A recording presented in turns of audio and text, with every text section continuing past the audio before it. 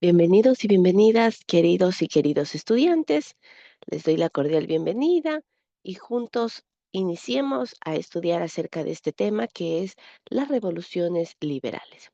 Hablemos sobre el liberalismo. ¿Qué es el liberalismo? El liberalismo es un movimiento de amplia proyección económica, proyección política y filosófica que defendía prácticamente lo que hoy sigue siendo como idea esencial el desarrollo de la libertad, tal como su palabra lo dice.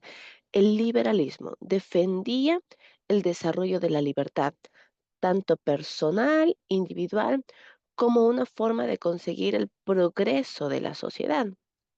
Lo que ellos analizaban es que la sociedad de pronto podía ser oprimida por los gobiernos, por los sistemas de las naciones. Entonces lo que ellos buscaban es tener esa libertad. Los rasgos estrictamente políticos, ¿cuáles fueron?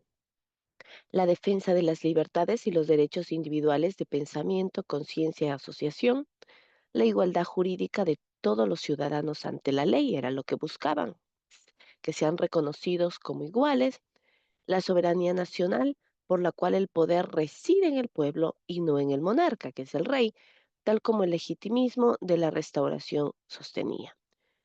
Otra de las condiciones que ellos estipulaban es que la división de poderes teorizada por Montesquieu, que se reconozca esa división de poderes, que el control de la gestión pública a través de la publicidad y la libertad de prensa y opinión, que se controle cómo se gestionaba, cómo se gobernaba un Estado.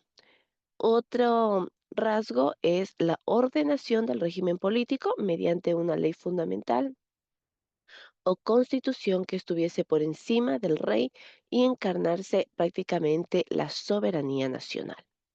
Luego, a través del liberalismo, se viene un proceso que fue la revolución industrial. La revolución industrial fue un proceso de cambios técnicos y económicos que empezó aproximadamente en el año 1770 y se extendió hasta el año 1850. En este proceso, las transformaciones se fueron dando a medida que se aplicaron los nuevos avances científicos e introdujeron cambios de gran importancia en toda la Europa occidental. Por esa razón es que decimos que la revolución industrial se trató de un proceso y no de un cambio violento. Entonces, aquí vemos cómo Europa prácticamente dejó la mano de obra, por ejemplo, para irse transformando ya en un sistema un poco más industrial. Dentro de las empresas se fue reformando todas estas actividades laborales.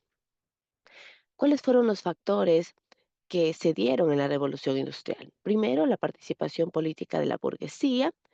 Segundo, la existencia de mercados externos, fundamentalmente coloniales, y la posesión de una flota de guerra que dominaba los mares y de una flota mercante que trasladaba materias primas y alimentos.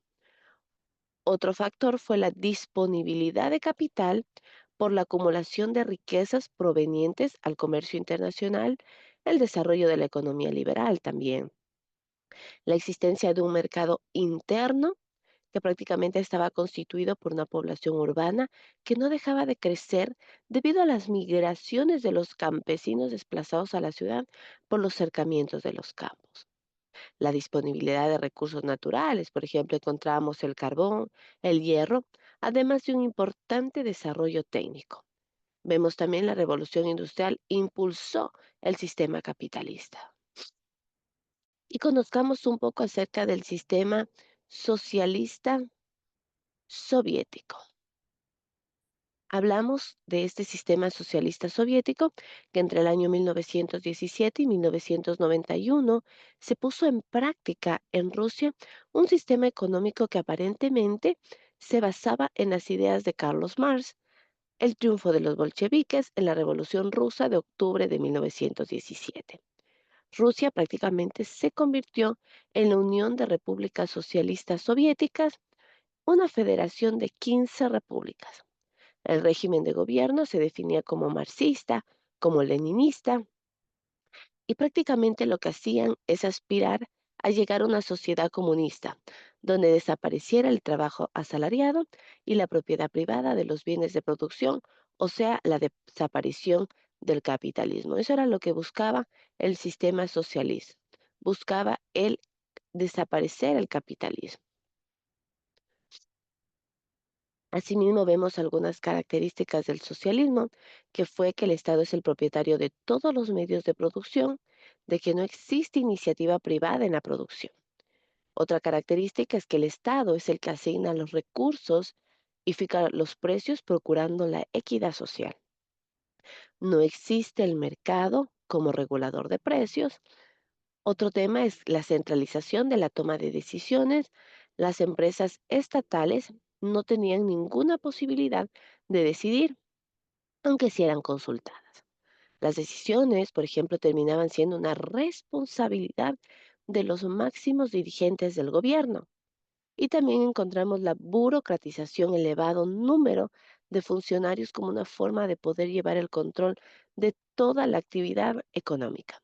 El tener asegurado el empleo fue para algunos la causante de ineficiencia que a la larga llevó el agotamiento de este sistema. Por último, vemos que cierta equidad en las remuneraciones, las diferencias salariales eran pocas para cumplir con el objetivo de la igualdad social. También existía una protección del trabajador y cobertura de salud y educación. Y había un desequilibrio en la estructura de la producción. Por ejemplo, el Estado impulsaba la producción pesada, pero se descuidaba de la producción para el consumo, provocando una escasez. Eso es todo, jóvenes. Que tengan un lindo día.